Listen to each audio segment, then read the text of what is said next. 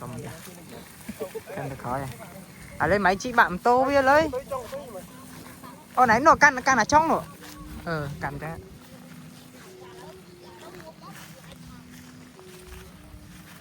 Lại thưa bao con không nghe lại.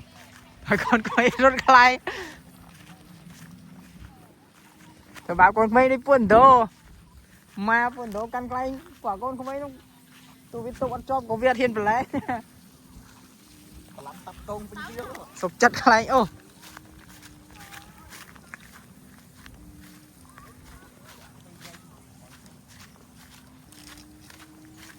Ô tôi quay ôm phố nó. Tối vậy. Rồi cho mà đóng mà chụp bé men. Tí xì ai mà.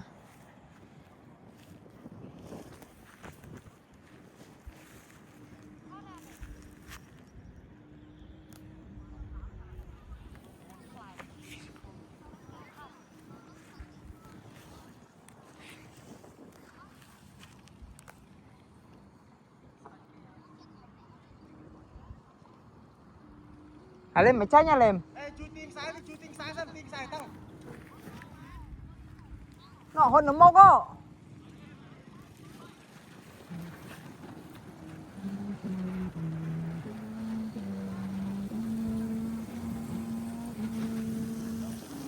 Mà một cái tôi.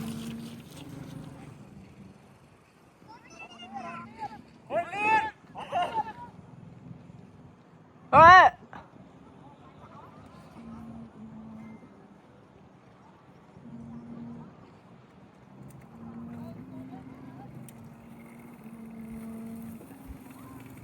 Ồ, à lại.